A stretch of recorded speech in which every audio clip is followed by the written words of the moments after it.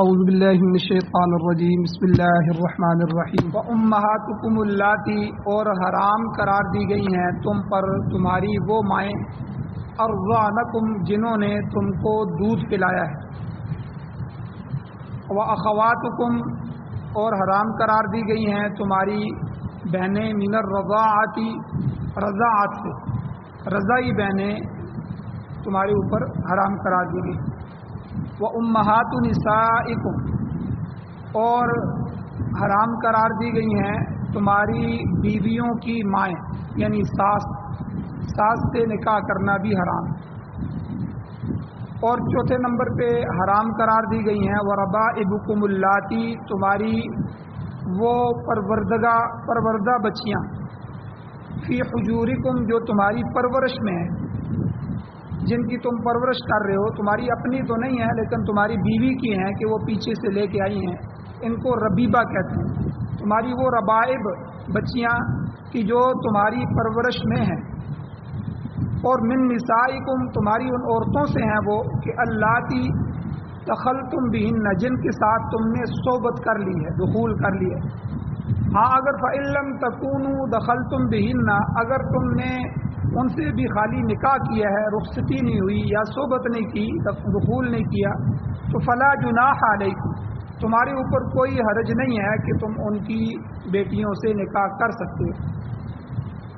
پانچویں نمبر پر وحلائل ابنائکم الذین من اصلابکم اور حرام قرار دی گئی ہیں تم پر تمہارے ان بیٹوں کی عورتیں جو تمہارے پشت میں سے ہیں تمہارے صلب میں سے ہیں یعنی تمہارے حقیقی بیٹوں کی بیویاں جن کو سسر اور بہو کا رشتہ قائم ہو جاتا ہے تو سسر کا اپنی بہو سے نکاح ہمیشہ کے لیے حرام ہے وہ جائز ہے.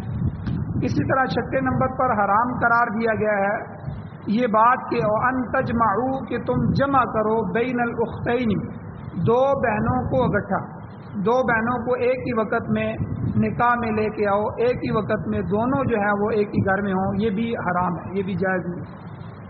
الا ما قد سلف مگر وہ جو پہلے بات ہو چکی ہے چونکہ قرآن اتر رہا تھا اور اس سے پہلے یہ ساری چیزیں چل رہی تھی تو اللہ نے فرمایا پہلے اگر ایسا تم کر چکے ہو تو یہ سارے حکم ان کے خلاف ہو چکا ہے وہ تو پہلا ہے ماضی ہے نادانی بیوقوفی کی وجہ سے ہو گیا جہالت کی وجہ سے ہو گیا اب اسلام آ گیا اب یہ قانون نہیں ہے پہلے والا معاف ہے.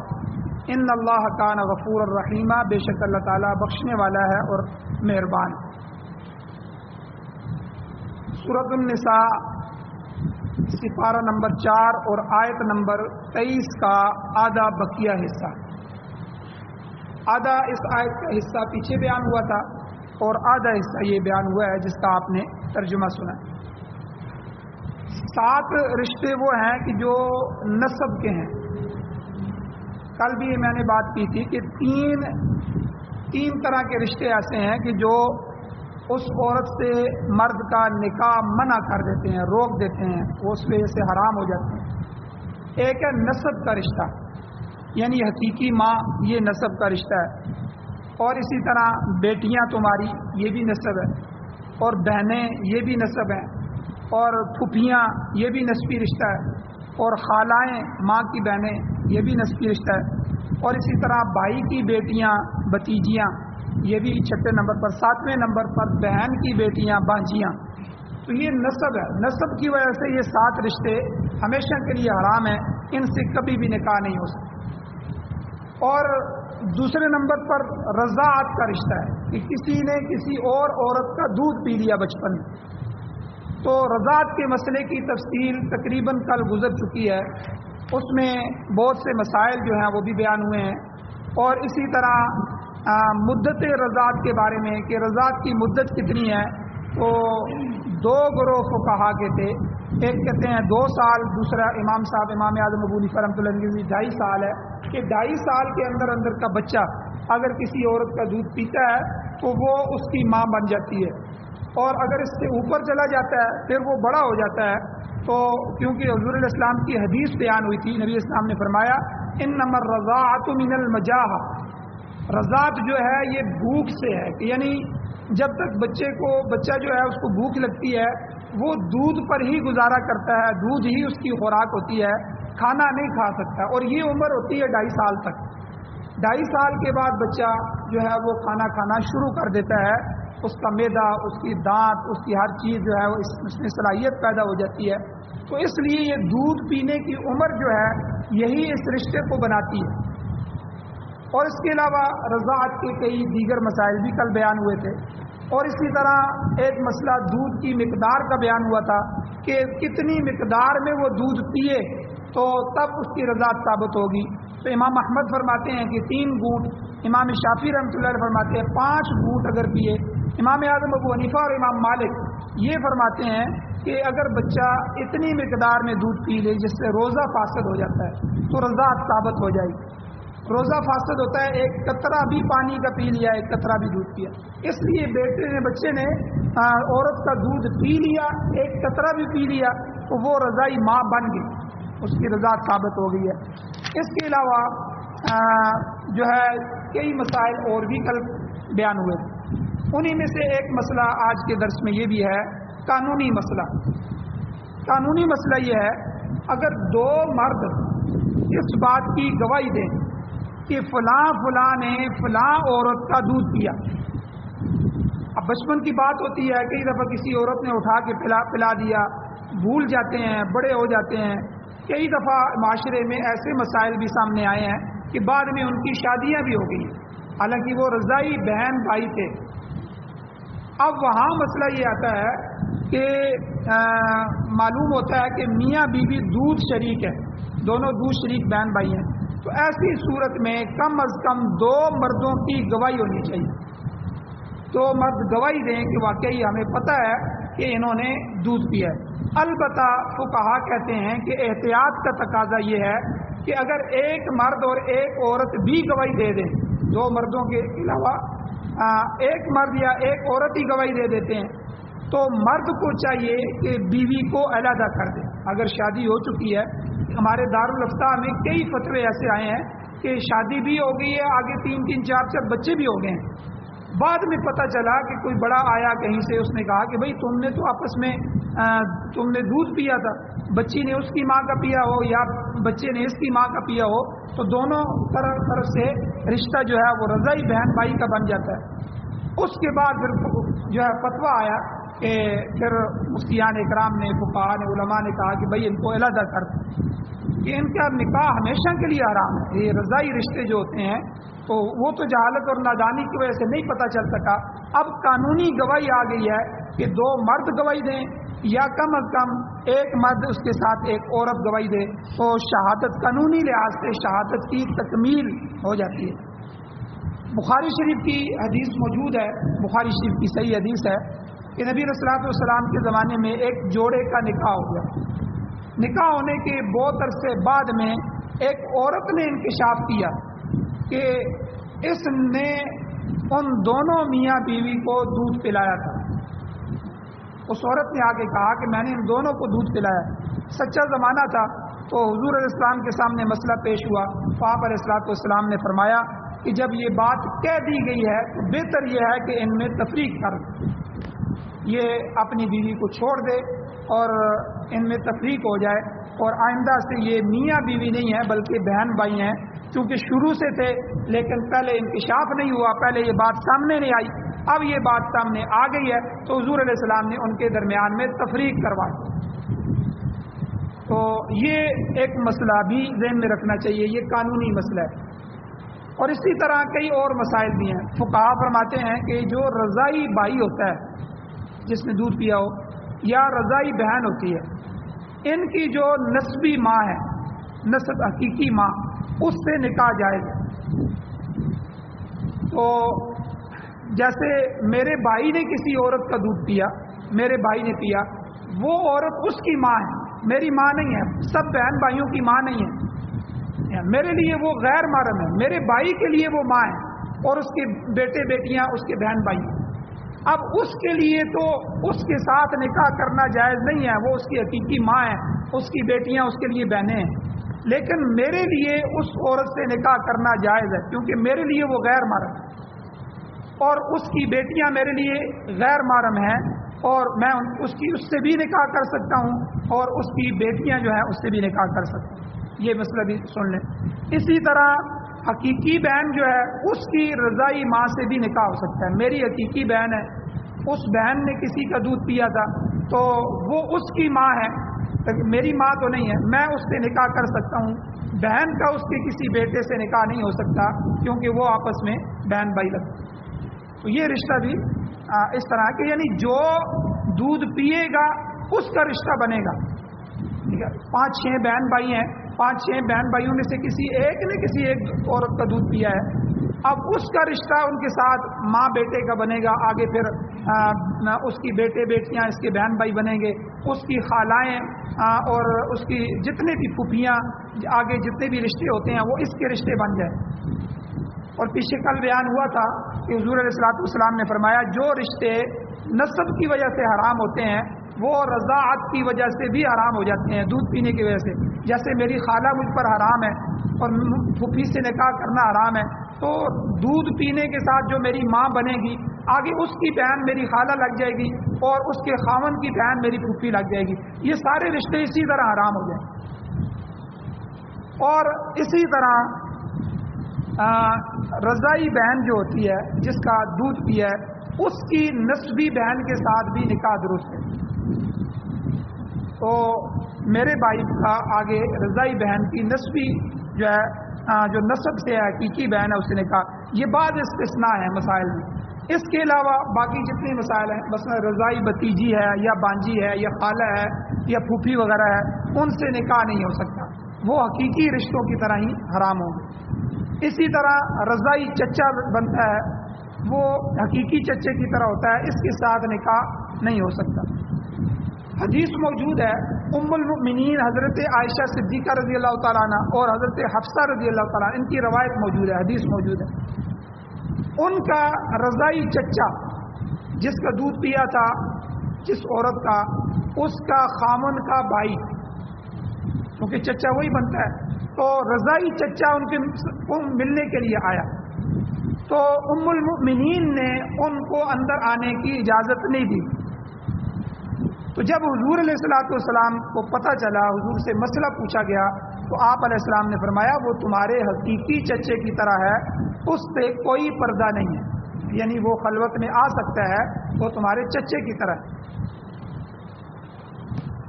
اب ایک مسئلہ کہ یہ رضاعت کے اندر حکمت کیا ہے. مسئلہ رضاعت میں کسی کا دودھ پیا اور یہ رشتے ہمیشہ کے لیے حرام ہو جاتے ہیں, ان میں اللہ کی طرف سے حکمتیں کیا ہیں. تو یاد کر رکھیں کہ رضاعت کی بنا پر حرمت پیدا کرنے میں اللہ تعالیٰ نے بہت بڑی مصلحت رکھی ہے اور اس میں شریعت کی بہت بڑی حکمت ہے. یورپ کے اندر 3 چیزیں ابھی آ گئی ہیں اور ان میں سے ایک چیز تو ہمارے معاشرے میں بھی ہو گئی ہے, جن کے بینک بنائے گئے ہیں کہ ضرورت کے درجے میں وہ بینک سے وہ چیز لے کر استعمال کی. مثلا بلڈ بینک, خون کا بینک. تو خون کے بینک ہیں کہ جو آدمی ڈونیشن کرنا چاہے, عطیہ دینا چاہے, اپنے خون کی 1 بوتل 2 بوتلیں وہ دے, ہر سال دے, وہ بینک میں رکھ دی جائے. کسی اور کو ضرورت پڑے گی تو اس کو وہ دے دیا جائے یا وہ اس سے خرید لے گا. تو یہ ان کو بلڈ بینک کہتے ہیں.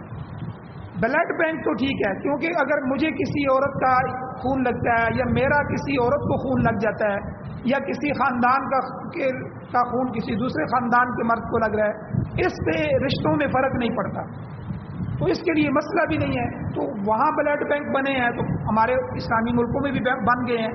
ضرورت درجہ ضرورت میں, نظریہ ضرورت میں شرعاً اس کی اجازت ہے, لیکن عام اجازت نہیں ہے. یاد رکھیں عام طور پہ اجازت نہیں ہے, لیکن جان بچانے کے لیے کوئی آدمی مر رہا ہو, یہ ڈاکٹر کہتے ہیں جی اس کو خون کی ضرورت ہو سکتی ہے, آپ 2 بوتل خون کا بندوبست کریں, ہم آپریشن کرنے کے لیے تیار ہیں, آپ خون کا بندوبست کریں.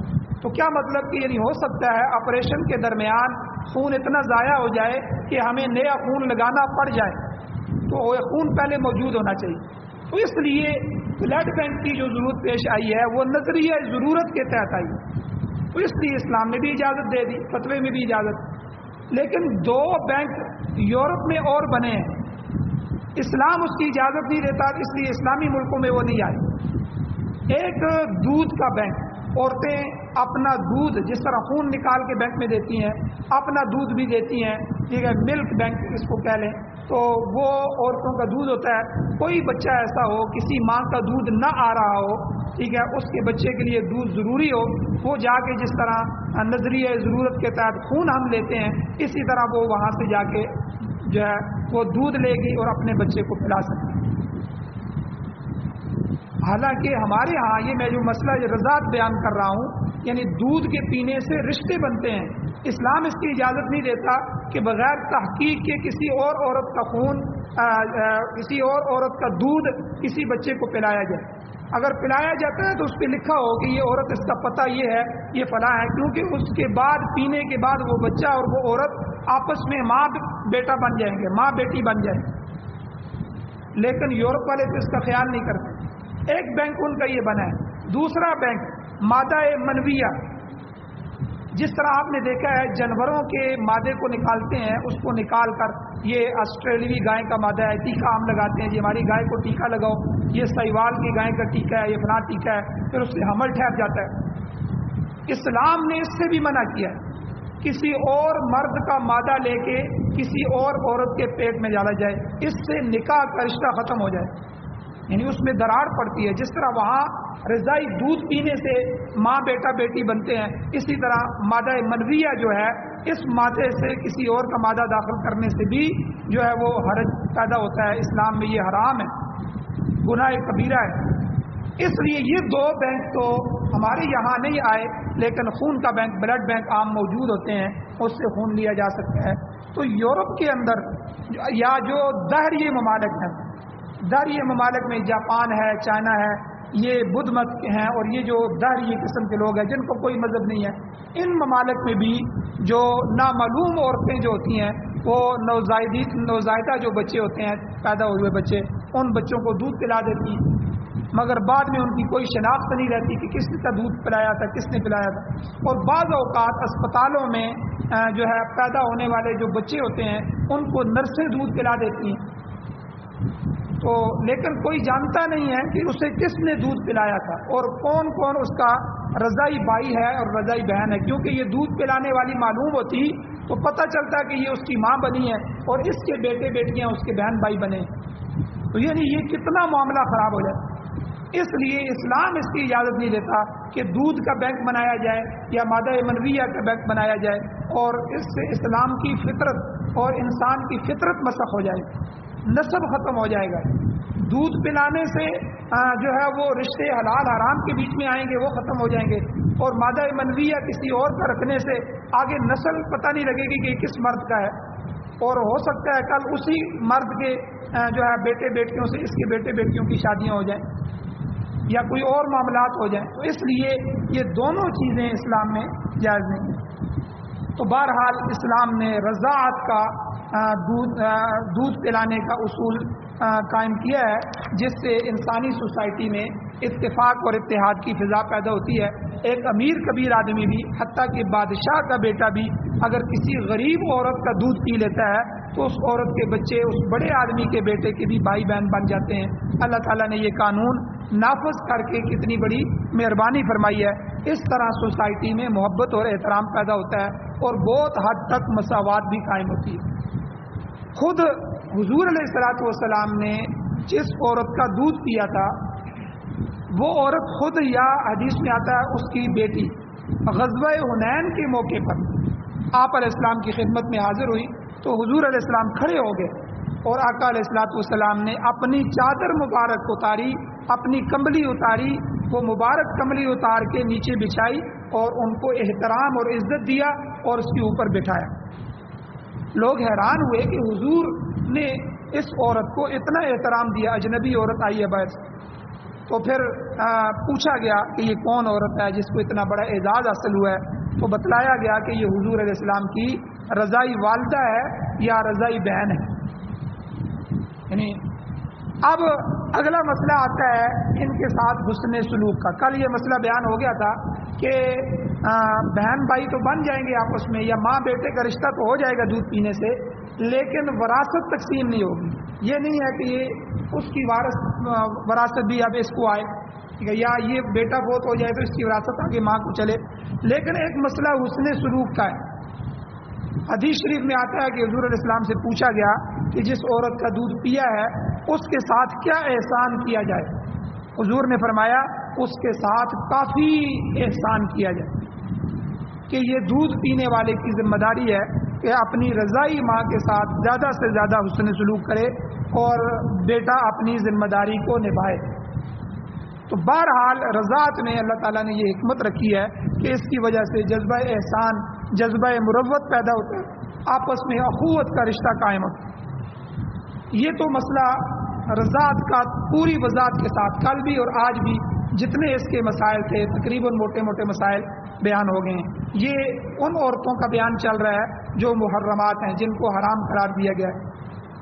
اب اگلا جو ہے ایک حرمت ہوتی ہے بوجہ مصاہرت، سسرالی رشتے کی وجہ سے.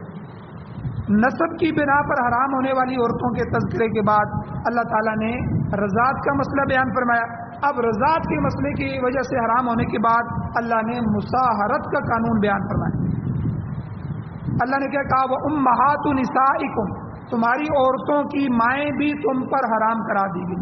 ساس، جس عورت سے نکاح ہوتا ہے اس کی ماں ساس بن جاتی ہے، تو ساس کے ساتھ نکاح بھی ہمیشہ کے لیے حرام ہو گیا. اور دوسرے نمبر پر وربائبکم اللاتی فی حجورکم من نسائکم اللاتی دخلتم بہن، اللہ کہتے ہیں تمہاری وہ بچیاں، وہ پروردہ بچیاں، یعنی دو تمہاری اپنی بیٹیاں تو نہیں ہیں لیکن تمہاری پرورش میں ہیں، تمہاری ان عورتوں سے ہے جن سے تم صحبت کر چکے ہو، نکاح ہوا، رخصتی ہوئی اور تمہارے گھر میں آئی، تم ان سے ملاپ کر چکے ہو، صحبت کر چکے ہو. اب اس کے بعد وہ جو پچھلگ بیٹیاں ہیں جو پیچھے سے پچھلے نکاح سے ان کی ہوئی تھی، پھر خاوند فوت ہو گیا یا طلاق ہو گئی تھی، پھر اس کا دوسرا عورت کا نکاح ہوا، اب وہ بیٹیاں ساتھ ساتھ چل رہی ہیں. اب وہ بچیاں تمہارے لیے حرام قرار دی گئی. کس صورت میں؟ جب تم نے ان عورتوں سے جن سے نکاح کیا ہے ان کے ساتھ دخول بھی کر لیا ہے، صحبت بھی کر لی. آگے اللہ کہتے ہیں فَإِن لَّمْ تَكُونُوا دَخَلْتُمْ بِهِنَّ، اگر تم نے دخول نہیں کیا، صحبت نہیں کی، تو فَلَا جُنَاحَ عَلَيْكُمْ، تو ایسی صورت میں اس کی بیٹی سے نکاح ہو سکتا ہے، اس میں کوئی حرج نہیں.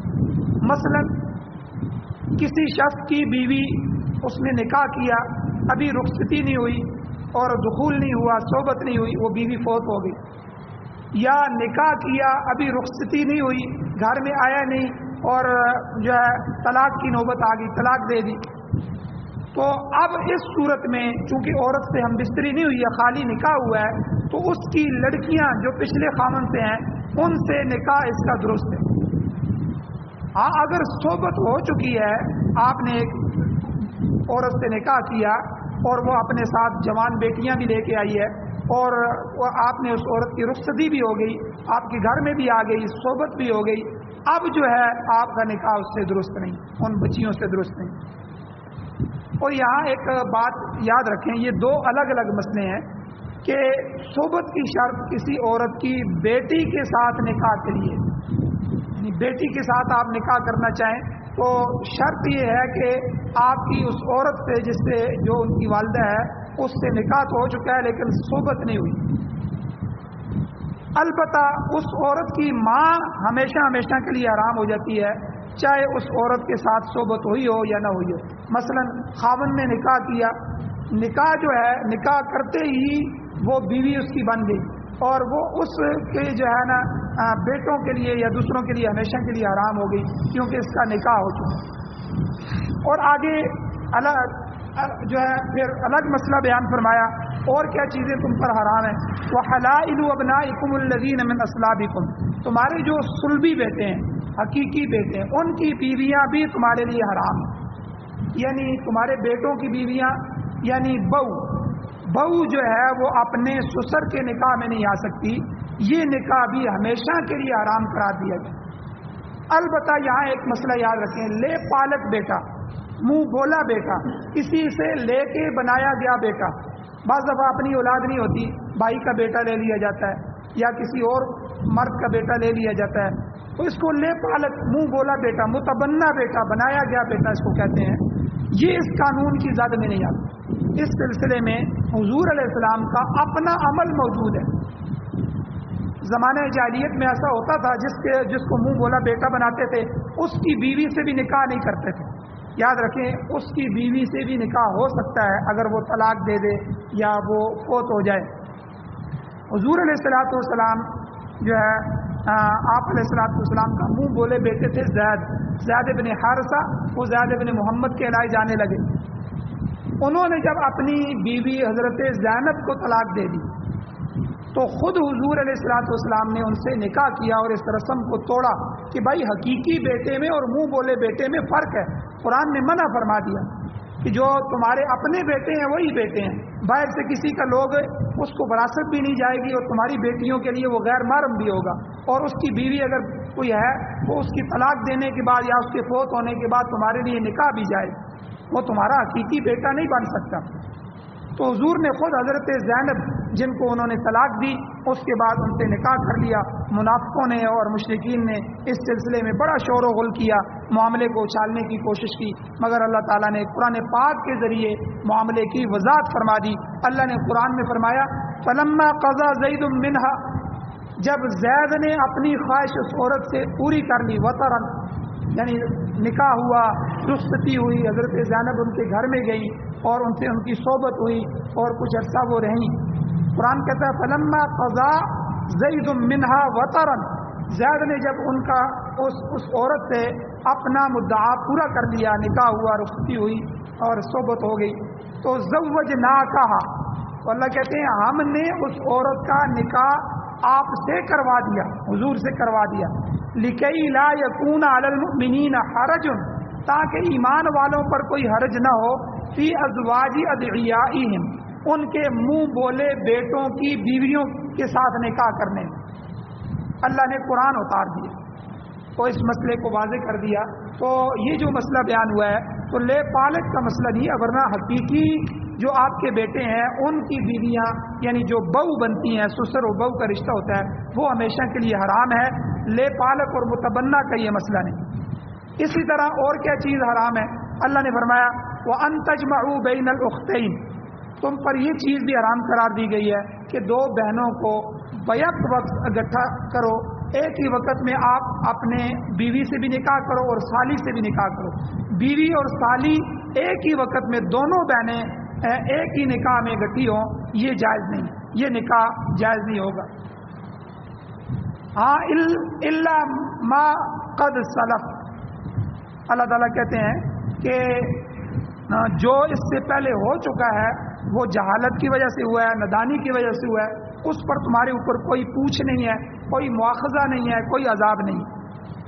हाँ अगर इस हुक्म के नुज़ूल के वक़्त जब ये अल्लाह की तरफ से आयतें उतरी उस वक़्त किसी के निकाह में दो सगी बहनें मौजूद थीं तो उनमें से हुजूर ने एक को अलग करवा दिया। चंद वाक़यात आते हैं हदीस में, मसलन एक हदीस में आता है हज़रत ज़िहाक इब्ने फ़िरोज़, ये सहाबी रसूल थे और आप देलम शहर था उसके रहने वाले थे, इसलिए इनको फ़िरोज़ देलमी कहते थे, फ़िरोज़ देलमी रज़ी अल्लाह ताला। जब ये मुसलमान हुए तो इनके निकाह में दो सगी बहनें थीं, तो आप अलैहिस्सलाम ने फरमाया कि भाई एक को रखो, एक को तलाक दे। तो इन्होंने चूँकि सच्चे मुसलमान थे, सहाबा थे, तो इन्होंने एक को तलाक दी। इसी तरह एक मसला और भी है कि आप 4 शादियां कर सकते हैं, 4 से ज़्यादा औरतें नहीं रख सकते। तो इसमें भी हुजूर अलैहिस्सलाम ने बहुत सारे सहाबा, हज़रत ग़ैलान इब्ने सलेमा सकफ़ी रज़ी अल्लाह ताला अन्हु, ये सहाबी थे, जब ये मुसलमान हुए तो इनके निकाह में 10 औरतें। तो हुजूर अलैहिस्सलाम ने फरमाया देखो इस्लाम का हुक्म ये है कि 4 शादियां करो, वो जहालत की बातें थी, पहले हो चुका है, अब तुम 10 में से 4 औरतें अपनी मर्जी की रख लो, बाकी 6 को तलाक दे। तो उन्होंने तलाक दे दी। तो इसलिए ये मसला समझ लें, 2 बहनों को बैक वक्त निकाह में जमा नहीं किया जा सकता। हाँ आपकी एक बीवी फौत हो चुकी है तो फौत होने के बाद उसकी बहन यानी जो आपकी साली थी उससे निकाह किया जा सकता है। यानी ये रिश्ते हमेशा के लिए हराम नहीं है, सिर्फ वक्ती हराम है कि एक ही वक्त में 2 बहनों को इकट्ठा नहीं कर सकते। एक बहन को तलाक दे दी है या वो फौत हो चुकी है, उसके बाद आप उसकी बहन से यानी अपनी साली से निकाह कर सकते हैं। और इस मकाम पे एक और मसला बहुत ज़रूरी है, उसको याद रखना कि जिस तरह 2 बहनों के साथ ایک ہی وقت میں نکاح نہیں ہو سکتا، اسی طرح ایک عورت اور اس کی پھوپھی، یعنی آپ نے ایک عورت سے نکاح کیا، اس کی پھوپھی سے بھی آپ نکاح نہیں کر سکتے، دونوں کو اکٹھا نہیں کر سکتے، یا ایک عورت سے نکاح کیا، اس کی خالہ کو بھی ایک جگہ جمع نہیں کر سکتے، یا ایک عورت سے نکاح کیا، اس کی بھتیجی کو بھی آپ ایک ہی وقت میں دونوں کو نکاح میں نہیں لا سکتے، اور اسی طرح ایک عورت سے نکاح کیا، اس کی بھانجی کو بھی، بھائی کی بیٹی کو بھی ایک ہی وقت میں نکاح میں نہیں لا سکتے۔ یہ 4 عورتیں بھی اسی طرح حرام ہیں جس طرح آپ اپنی بیوی کے ساتھ اپنی سالی سے بھی نکاح کر لیں۔ تو لیکن مسئلہ اس میں بھی وہی ہے، اگر یہ عورت فوت ہو جاتی ہے پھر آپ اس کی پھوپھی سے اور اس کی خالہ سے، اس کی بھتیجی سے، اس کی بھانجی سے نکاح کر سکتے ہیں۔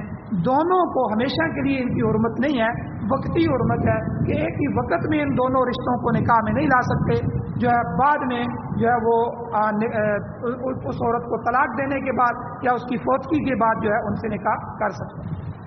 آخری اللہ نے فرمایا کہ الا ما قد سلف، جو پیچھے ہو گیا جہالت، نادانی اور بے وقوفی کی وجہ سے کفر کی باتیں تھیں ہو گئیں، اب ان اللہ کان غفور الرحیم، اللہ بخشنے والا ہے، مہربان ہے، اللہ تمہارے خطاؤں کو معاف فرما دے گا، آئندہ اس کی اب اجازت نہیں ہے۔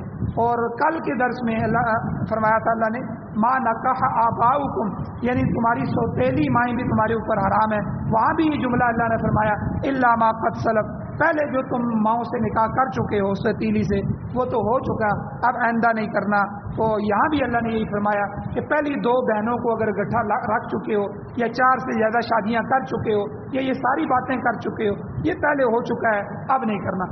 مسند احمد کی روایت میں آتا ہے، حدیث میں آتا ہے کہ ایک شخص نے اپنی سوتیلی ماں سے نکاح کر لیا تھا، تو اس کو سمجھایا گیا، حضور نے اس کو سمجھایا مگر وہ باز نہیں آیا، تو حضور علیہ السلام نے ایک صحابی کو جھنڈا دیا اور جھنڈا باندھ کے دیا اور فرمایا کہ جاؤ اور فلاں شخص کا سر قلم کر دو، یعنی حضور قاضی بھی تھے تو قاضی ہونے کے ناطے حضور نے فیصلہ کیا کہ تعزیراً اس کو قتل کر دو، کیونکہ اس نے اپنی ماں کے ساتھ نکاح کر رکھا ہے اور کہنے سے بھی باز نہیں آ رہا، یہ شخص انسانیت کا دشمن ہے، اسے زندہ رہنے کا کوئی حق نہیں ہے۔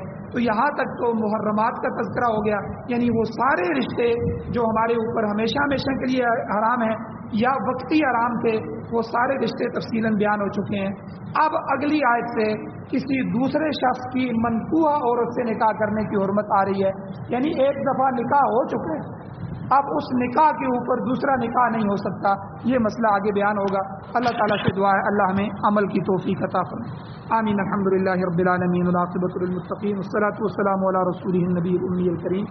یا اللہ ہماری کمیوں کوتاہیوں کو معاف فرمائیے، درگزر فرمائیے، صغیرہ کبیرہ گناہوں کو معاف فرمائیے، قرآن و سنت کی بالادستی نصیب فرمائیے، یا اللہ ساری خیریں عطا فرمائیے، اور جتنی بھی شرور سے حضور علیہ السلام نے پناہ مانگی ہے یا اللہ ان تمام شروں سے حفاظت فرمائیے، یا اللہ ہم سب کا خاتمہ ایمان پر فرمائیے۔